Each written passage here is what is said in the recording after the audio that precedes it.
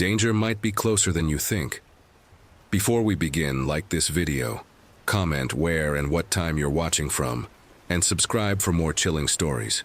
Now turn off the lights, get comfortable, and let's dive into the unknown.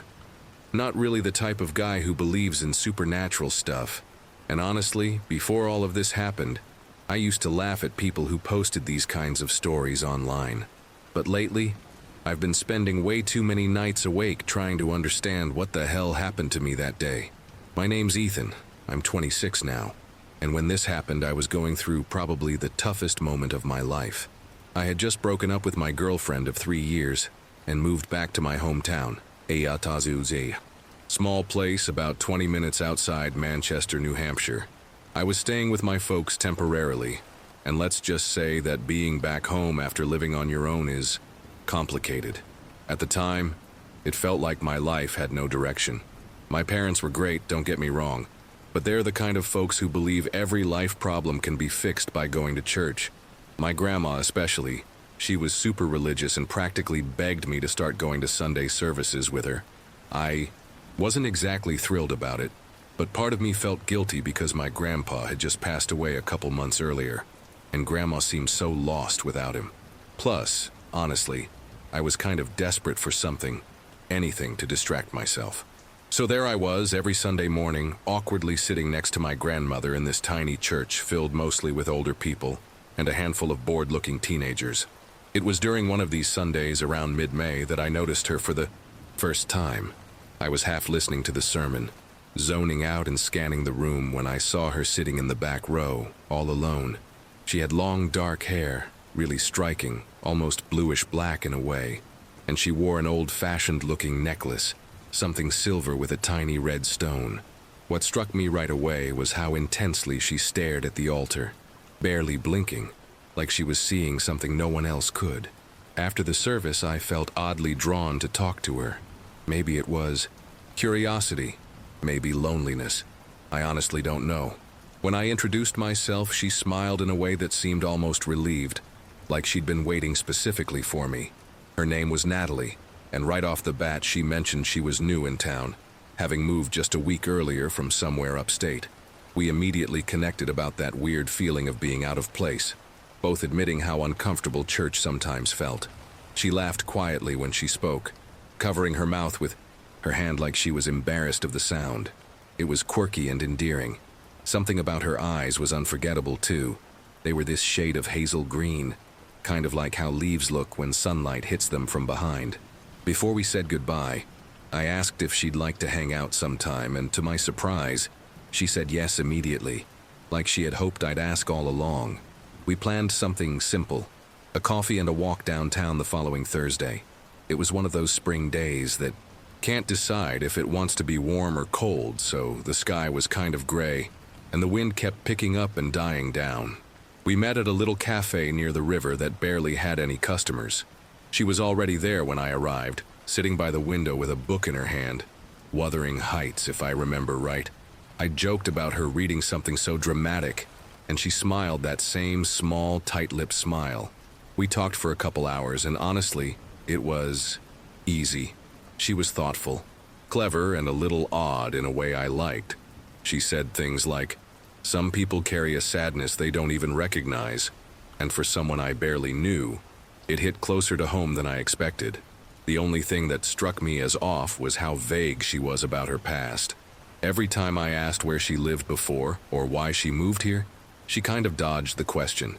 She'd change the subject or give half answers like, "Just needed a fresh start," or "Too many memories back there." I didn't push. Though, I figured everyone's got their baggage, and she didn't owe me her life story on a first date. After our walk, we ended up sitting in my car, still talking, parked in front of a small gas station a few blocks from her neighborhood. It was around 8:30 p.m., getting dark. She said she needed to grab something inside, so I stayed in the car while she ran in, and then she didn't come back. At first, I wasn't worried. I thought maybe there was a line or she ran into someone she knew, even though she said she didn't know anybody in town. I waited. 10 minutes, 15. I eventually got out and went inside, and she wasn't there. The clerk, a guy maybe in his 50s with thick glasses and a Red Sox hat, told me no one had come in for the past half hour. I laughed awkwardly, thinking he must have missed her, but I walked around the store and she was definitely not there. The parking lot was small, maybe 4 cars total, and none of them were hers. I checked my phone, no texts, no missed calls. I called her, straight to voicemail. I drove around the block a few times, thinking maybe she'd gone for a walk or gotten turned around somehow, but there was no sign of her. Eventually, I went back to the gas station and just sat there hoping she'd show up. The weird part was, the clerk came outside and asked if I was okay. When I told him I was waiting for someone who'd gone inside earlier, he looked genuinely confused. He said, "Buddy, you've been sitting in that car for a while now. You sure someone was with you?" That chilled me. I didn't know what to say. I knew she'd been there. I had talked to her. We'd spent the entire evening together. I had texts, Instagram messages, proof. Only, when I opened the Instagram chat, it was gone. Her profile wasn't just deactivated, it didn't exist anymore. Every photo she'd sent me, gone. The text thread on my phone was empty too, like I'd deleted the whole conversation, which I hadn't. I went home that night in this weird mental fog, trying to convince myself maybe she just freaked out or ghosted me in a really elaborate way. I didn't sleep much. The next morning I drove back to the church to ask around. I figured someone had to know her, but when I described her, nobody did. Not the priest, not the regulars. One of the old women who always handed out the programs actually laughed a little and said, "Honey, we haven't had any newcomers in months." That's when I did something I probably shouldn't have. I searched for her full name, online. I remembered it because I'd seen it on the side of her coffee cup when the barista called it out. First name, Natalie. Last name started with an H. I thought it was Hewson, or something close. I spent the better part of that weekend digging through Facebook and local obituaries. And then I found her. Natalie Hewson. Same face, same name, same exact necklace she was wearing that day. The obituary was from 5 years ago. She had died in a town about 40 minutes from here. According to the write-up, she'd been in an abusive relationship and had gone missing for 3 days before they found her body near a lake. Closed case. Nothing suspicious, just tragic. I didn't know what to do with that. I kept reading the obituary over and over, zooming in on the photo just to make sure I wasn't wrong. It was her. Same haunting eyes. I tried to tell myself maybe it was someone else with the same name. Maybe the photo just looked like her, but I couldn't shake it. I thought about going to the police, but what was I gonna say? Hey, I went on a date with a girl who's been dead 5 years. Eventually, I let it go.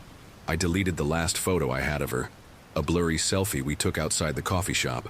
I tried to forget it all, but sometimes, usually at night, I still dream about her sitting in my passenger seat, staring ahead in silence, like she never left the car at all. Story 2. So this happened to me about 2 summers ago. I was 28 at the time, working a job I didn't particularly love and honestly feeling pretty stuck in life. I decided that I needed a break, so I took a few vacation days and planned a solo road trip out to visit an old friend in Utah. It was supposed to clear my head, maybe help me figure out what I really wanted. My name's Alex, by the way. I've always liked driving alone. Just me, my thoughts, and my playlist. But looking back now, maybe driving solo through the desert at night wasn't the best idea after all. On my way back home to Nevada, somewhere halfway between Salt Lake City and Reno, the weather took a sudden turn. I'd been on the road since dawn, cruising comfortably on a nearly empty highway, when thick, dark clouds appeared out of nowhere. Pretty soon, heavy rain started pounding my windshield, like someone was pouring buckets of water directly onto the glass. I slowed down, barely able to see even 10 feet ahead. It was weird. Storms like this don't happen often out here. I tried to keep driving, but when I lost all signal on my phone and realized I hadn't seen another car in over an hour, I started feeling uneasy. My car started acting funny, the engine sputtering and jerking, forcing me to pull off onto the sandy shoulder. After a few tense moments of trying to restart it, the engine gave out completely. Great timing, I thought sarcastically, as I sat there helplessly listening to the rain hammering the roof. I figured the storm couldn't last forever, so I turned off the headlights, reclined my seat, and tried to calm my nerves. But the truth is, Something about the silence of being stranded out there in the desert, nothing but darkness stretching endlessly around me, made my heart pound in a way I'd never experienced before. I must have drifted off at some point because when I woke up, it was pitch black outside, and the storm had died down to a drizzle. The quiet was overwhelming. No cars, no wind, nothing. Just silence. That's when I noticed lights approaching slowly in my rearview mirror. 2 sets of headlights pulling off the highway behind me, about 100 yards back. At first, I felt relieved, thinking someone was coming to help. But as the vehicles got closer, I saw that they were trucks, large, dark, and completely unmarked, like something you'd see the government using. They parked side by side about 50 feet away, switched off their engines, and for several long minutes, nobody moved or got out. Then, without warning, the doors opened. 4 people stepped out, 2 from each truck. They weren't dressed like military or law enforcement. No uniforms, no badges, nothing identifiable. Just dark clothing, heavy boots, and headlamps strapped to their foreheads. One of them pulled something out of the truck bed, a long case like the kind you'd store survey equipment or maybe a weapon in. I ducked down a little in my seat, just enough to watch without being obvious. They didn't even glance toward my car. Instead, they started fanning out, scanning the desert floor with flashlights and moving in what looked like a practiced formation, like they were looking for something very specific. For a second, I debated stepping out, waving them down, asking for help, but something in my gut told me not to. There was a weird urgency to the way they moved. Quick, deliberate, but almost frantic. Not a word was exchanged between them, at least not that I could hear. I stayed low, barely breathing, watching them zigzag across the rocky terrain. At one point, one of them stopped and crouched by something on the ground. He pulled out what looked like a metal detector or scanner, passed it slowly over the dirt, then waved the others over. That's when I noticed they were avoiding their own truck headlights, like they didn't want to be seen clearly, even by each other. I grabbed my phone and tried again for a signal. Nothing. I typed out a message anyway, just in case, and saved it in my notes. Stranded in the desert, unmarked trucks, people searching the ground. Don't know what they're looking for. If something happens to me, I didn't know what else to do. I felt paralyzed, every sound around me amplified by the stillness of the night. Then I heard a noise that didn't belong, a sharp metallic clang, like something being dropped or uncovered. The 4 figures huddled close, their headlamps now dimmed. One of them looked back toward the highway, right in my direction, and froze. He stayed like that, staring, even though I was sure he couldn't actually see me through the dark windows. And that's when I panicked. I dropped my phone into the footwell and slid down as low as I could behind the steering wheel. My breathing was loud in my own ears and my palms were soaked in sweat. I kept telling myself they hadn't seen me. They were just being cautious. But every fiber of my body screamed that I needed to stay hidden. After what felt like forever, I peeked up again. All 4 were still gathered in a tight group, now carrying something long and wrapped in a dirty tarp toward one of the trucks. Whatever it was, it sagged in the middle like it had weight and shape, human shape. They tossed the wrapped object into the back of the second truck like it was nothing, then stood around for a moment talking. I couldn't hear them, but their body language was tense. One guy kept looking around, another kept rubbing his hands like he was freezing, even though it was easily 70 degrees out. Then suddenly, all 4 turned off their headlamps. Just click and everything went dark. That's what got me. Not the body, not the weird gear, not even the fact that they showed up in the middle of nowhere. It was how calm they were when they killed the lights. Like they knew where every rock, every bump in the terrain was. Like they'd done this before. It was in that moment I remembered my car's dome light turns on when you open the door. I didn't dare move. If they saw a light flicker from my car, I had no doubt they'd come check it out. And I didn't want to know what they'd do if they found me. I stayed like that, curled up on the floor of my car, for who knows how long. Eventually, I heard the engines start back up. I didn't move a muscle until the trucks were gone, their headlights vanishing into the black stretch of highway. Even then, I waited another full hour before I dared sit back up and turn my phone on again. This time, I had a weak signal. I called 911, whispering into the phone like I was still in danger. When the sheriff's Deputy arrived nearly 40 minutes later. I flagged him down like a man possessed. I told him everything, where the trucks came from, what they were doing, what they took. He listened quietly, then asked me if I had any photos. I didn't. My phone had been on the seat, recording nothing. The deputy looked off into the distance for a few seconds, then back at me, and said something that stuck with me ever since. "Son, sometimes you're better off not getting involved. Understand?" Then he offered to follow me back to the nearest service station and left it at that. I don't talk about this much. I mean, what am I supposed to say? I saw 4 guys in unmarked trucks pull something, or someone, out of the desert in the middle of a rainstorm, and no one batted an eye? That night changed the way I think about the world, about the government, about what goes on in places no one's supposed to be. I've never driven through that stretch of highway again. Hell, I avoid the desert completely now. Sometimes I wonder what would have happened if I had stepped out, waved them down, asked for help. But the truth is, deep down, I think I already know the answer to that. Story 3. This happened to me and my best friend Maddie during a road trip about a year and a half ago. We were driving from Florida back up to New Jersey after visiting some friends who had just started their grad programs down south. I was 23, fresh out of college, taking some time off before figuring out what the hell I wanted to do with my life. Maddie had just landed her first full-time job and was squeezing in this trip before her start date. We figured the drive would be fun. Some music, snacks, bad gas station coffee, and maybe a few scenic stops on the way back. Just 2 friends making the most of our 20s.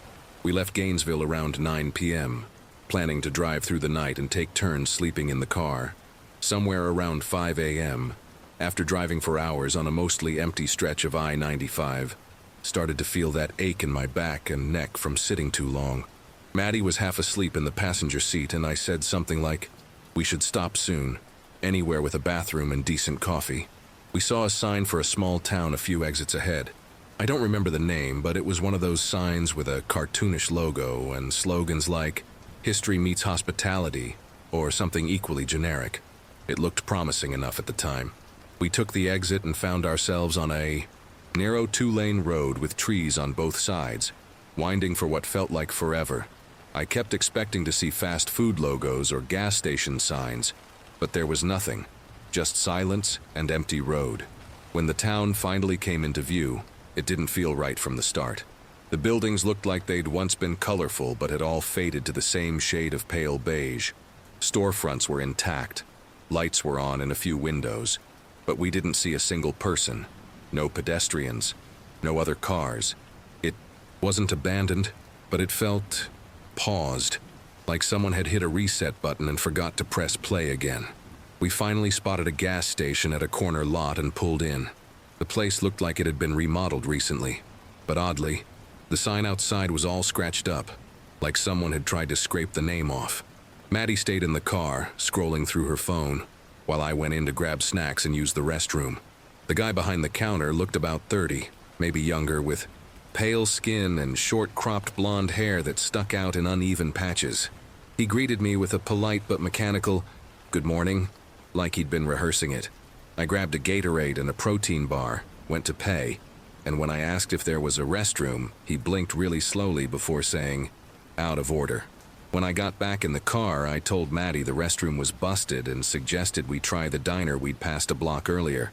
She agreed, but something was clearly bothering her. She was staring at her phone with this confused look on her face, and when I asked what was wrong, she said, "My GPS just reset. It says we're in a place called Clairview, but when I try to zoom out or find it again, the map just glitches." I laughed it off at first, thinking maybe the signal was weak or the app was bugging out. But when I opened my own Maps app, the same thing happened. We were apparently on a blank spot in the middle of a gray void. No roads, no landmarks, just Clairview pinned at our location, but with nothing around it. We drove toward the diner, which looked like a 1950s throwback. Chrome edges, neon sign flickering even though it was already daytime. A woman in a pale blue dress was sweeping the front porch, and she gave us this weird smile as we pulled in, like the kind of smile that doesn't reach the eyes. Inside, it was spotless. Too spotless. No music playing, no chatter. Just 3 people seated at different booths, all silently eating and staring straight ahead, like background actors waiting for their cue. A waitress with a name tag that just said M greeted us and asked if we wanted a booth or the counter. Her tone was cheerful but robotic, the kind of customer service smile that felt stitched onto her face. We sat near the window. Maddie kept nervously glancing at the other patrons, whispering to me, "Tell me I'm not crazy, but don't they look off?" And she was right. One of the men had a twitch in his eye that didn't stop the entire time we were there. Another was holding a newspaper but hadn't turned a page once. The third, a woman with long gray hair braided tight against her scalp, just sipped her coffee without blinking for what felt like minutes. I tried not to freak myself out, but the longer we sat there, the harder it became to pretend it was normal. Even the food was weird. Maddie's toast came out barely warm and my eggs tasted like nothing. Literally nothing. No salt, no texture, just blank. When the check came, I noticed something that made my stomach twist. The receipt didn't have the name of the diner. It didn't even have a full address, just Clairview and a timestamp. No phone number, no zip code. Maddie took one look at it and said, "We need to go, now." I didn't argue. We walked out trying to act casual, but the moment we hit the sidewalk, I noticed something else that sent a chill down my spine. Every single parked car we passed was empty, but running. Engines quietly humming, headlights still, on driver's seats completely vacant. It was like the whole town was running on a loop, just waiting for someone to notice. We practically jogged back to the car.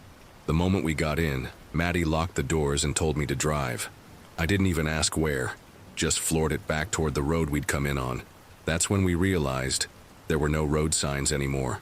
The narrow 2-lane we thought we came in through now split into several directions, none of them marked.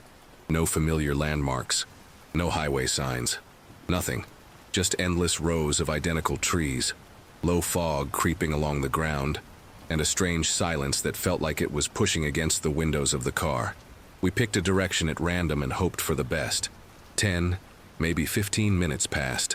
Maddie kept checking her phone obsessively. Still no GPS signal. We didn't say much.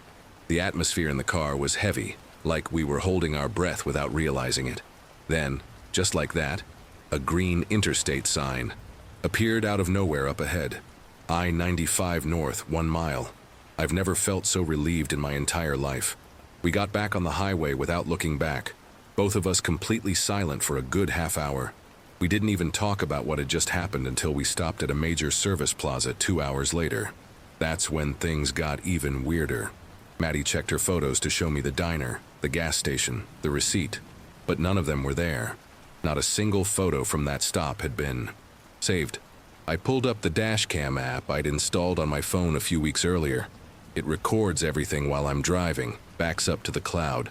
But when I scrolled through the footage, the recording just skipped from one point on the highway to 2 hours later, right after we'd already merged back onto I-95. Like that entire detour had never happened. We checked our phone's location history. Nothing. Just a strange 2-hour gap.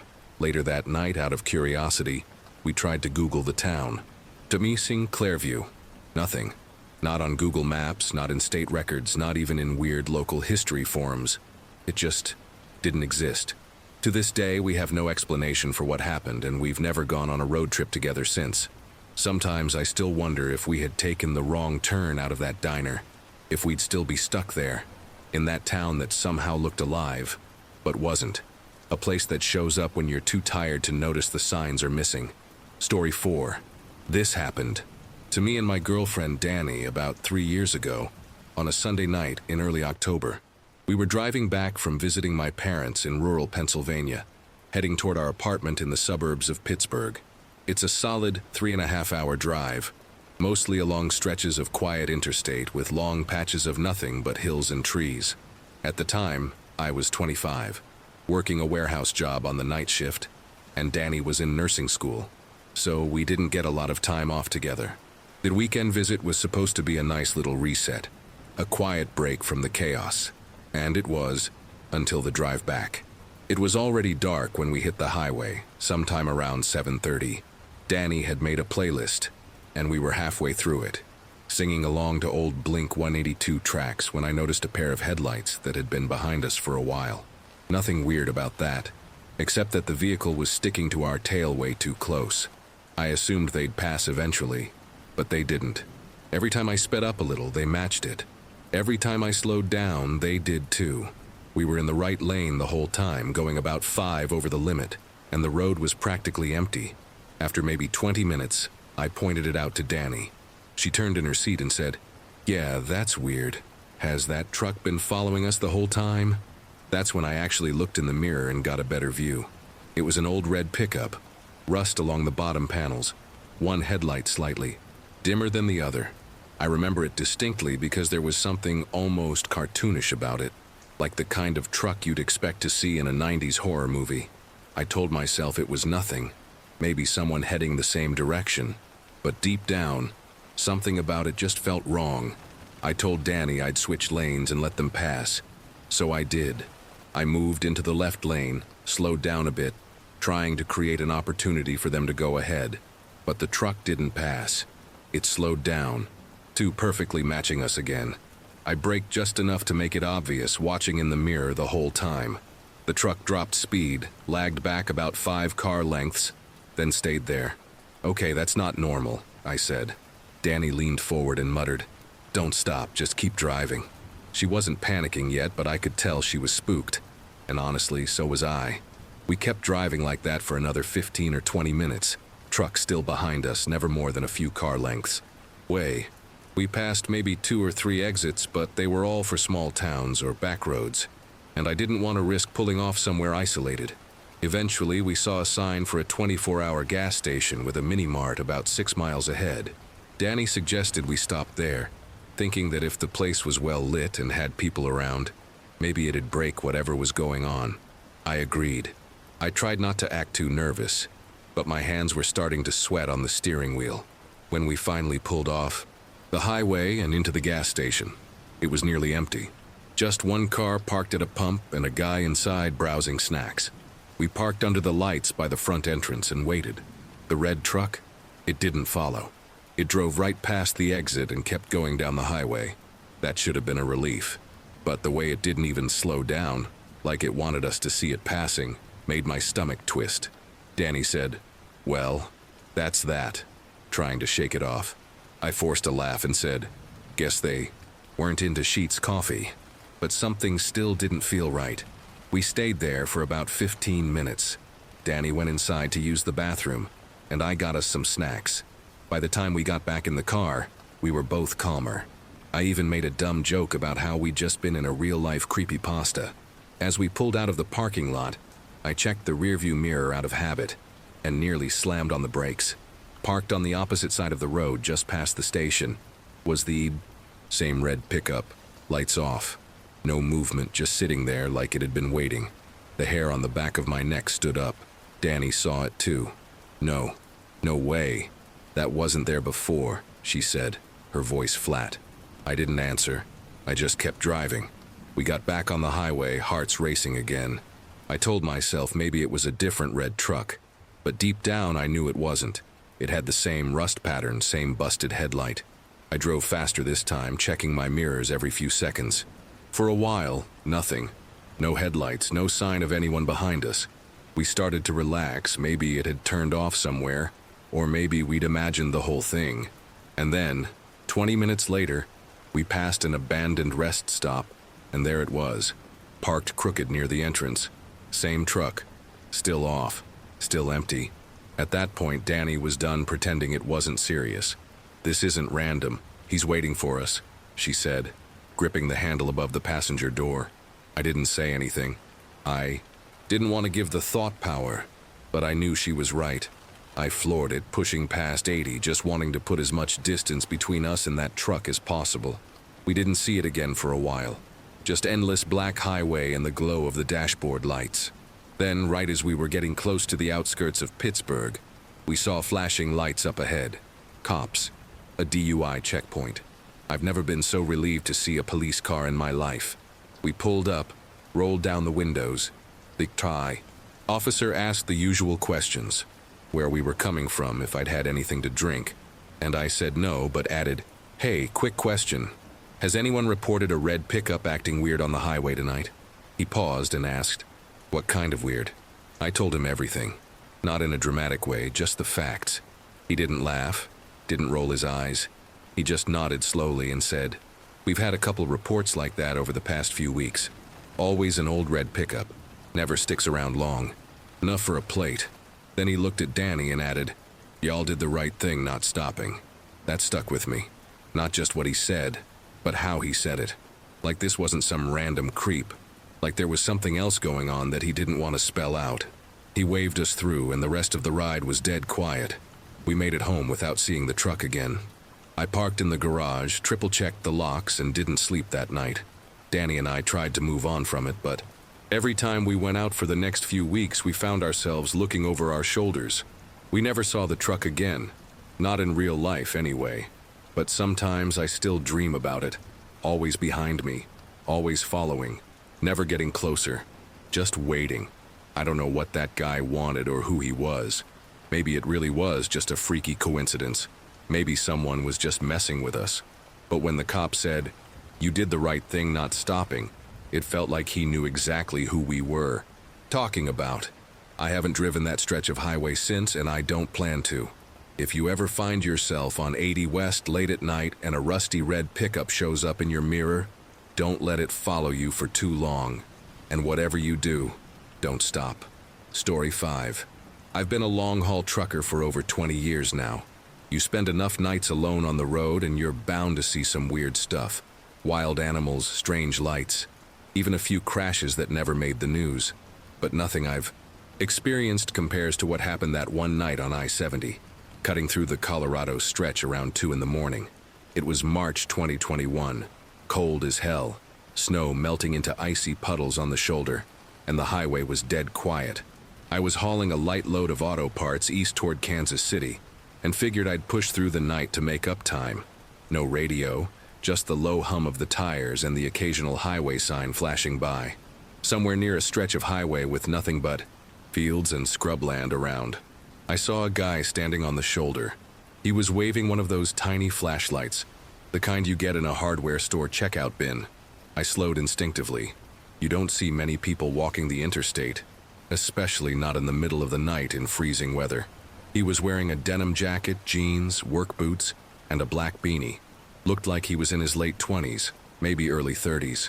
At first, I thought maybe he'd been in an accident and his car was down a slope or something, but there was no vehicle, no hazard lights, just him standing alone in the dark. I pulled over a few yards ahead and hopped down from the cab. He walked up slowly and asked if I could give him a lift to the next rest stop. Said his car had broken down a few miles back and his phone was dead. His voice was calm, polite, kind of flat. No accent I could place. I asked where exactly he was headed, and he just shrugged and said, anywhere with a phone. I hesitated for a second. There was something odd about how still he was, like he barely blinked, but I wasn't about to leave someone out there to freeze. I told him to hop in. He climbed up into the passenger seat and buckled in without saying another word. I tried to make small talk as we got back on the road, asked where he was coming from, if he lived nearby, the usual stuff. He gave short answers, nothing too revealing. Said his name was Ray. Just Ray. What struck me the most was the silence. Most hitchhikers I've picked up over the years, they're either nervous or chatty. Ray was neither. He just stared out the windshield like he was watching for something. I remember glancing over once and noticing that his hands were folded neatly on his lap, fingers interlocked. They didn't move the entire ride. About 20 or 30 minutes passed like that. Quiet highway, dead night, and Ray sitting perfectly still beside me. I asked again where exactly he wanted to be dropped off, and he pointed ahead to an upcoming exit, didn't even look at the sign. It led to a rural back road. No gas station lights, no town in view. Just a single-lane road winding into the dark. I slowed down and asked, "You sure this is it?" He nodded once and said, "Yeah, my brother's place is down that way." It didn't make much sense, considering he said earlier he was just looking for a phone, but I figured maybe he didn't want to share too much. Not everyone likes explaining their life to a stranger. I pulled off to the side, the exit ramp so he could hop out. He opened the door slowly, then paused before climbing down. I remember him looking back into the cab, directly at me, and saying, "Thanks for the ride, seriously. Not a lot of people would have stopped." I gave him a quick nod and told him to stay warm. And then, just as he was about to shut the door, he added something that stuck with me. "You probably shouldn't talk about this to anyone." He didn't say it as a threat. It was almost like advice. Like he knew. Something I didn't. Then he shut the door and disappeared into the tree line on the side of the road. I sat there for a minute, watching my side mirror, expecting to see some kind of house light turn on, or even just movement in the trees. Nothing. The whole place was pitch black. After a minute or two, I got this heavy feeling in my chest, like I'd just dropped him off somewhere he wasn't supposed to be. I even considered backing up the ramp and turning around to check on him, but something stopped me. I can't explain it. It wasn't fear exactly. It was like my instincts were screaming, "Don't go back there." So I drove on. The next morning, I stopped at a diner off the interstate for breakfast and some coffee. One of the regulars, an older guy sitting near the counter, started chatting with me about weather and road conditions. I mentioned the guy I'd picked up just in passing and asked if there were any houses down that exit. He set his coffee down and looked at me funny. "What exit?" I told him, and his expression changed completely. "No one lives down there anymore," he said. "That road's been blocked off since the fire, years ago. Nobody's used it since." I asked what kind of fire, and he just shook his head and said, "Couple people died. Bad scene, people don't go near that place." I didn't know what to say. The guy at the counter seemed serious, not like he was messing with me. I pulled out my phone and tried pulling up the map to check the area again. The exit was there, but when I zoomed in on the road, the satellite view showed it ending in a barrier, all overgrown. No homes, no driveways, just a faded road swallowed up by trees. It didn't make any sense. I kept thinking, I was just there. I dropped someone off there. I even double-checked the timestamp on my dashcam app, but weirdly, that whole stretch, from about 10 minutes before the exit to 20 minutes after, was just missing. Like the file had corrupted or was never recorded in the first place. That detail messed with me more than anything else. I've been using that same dashcam setup for years. It's never glitched, never failed to record. I started second-guessing everything. Maybe I imagined parts of it. Maybe I was too tired. But the seatbelt on the passenger side was still twisted the way he'd left it. There was a faint outline on the vinyl where he'd sat. Even a weird smudge on the inside of the door, like fingerprints, but grayish, like dust. And that smell was still faintly in the air. That metallic, dry smell I couldn't place. It stuck with me for days after. Out of curiosity, or maybe some sick need for answers, I went back a few weeks later during daylight. I found the exit easily. There were no barriers, no closed road signs. It looked like any other back road, just older and more cracked. But once I turned down it, something changed. The trees felt wrong, too quiet, like sound didn't travel right. I only drove a quarter-mile in before I got hit with the strongest sense of unease I've ever felt in my life. Like my body knew something my brain hadn't caught up to yet. I pulled a quick U-turn and got the hell out of there. Haven't been back since. I don't know who Ray was, or if that was even his real name. I don't know what happened on that road or what kind of place I left him at. All I know is that night was real. I was awake. I remember the cold, the silence, the way his voice sounded when he said, "You probably shouldn't talk about this to anyone." I've picked up a handful of hitchhikers since then, but I've never stopped for anyone at night again. And if I ever see someone standing alone on that stretch of I-70 again, I won't slow down.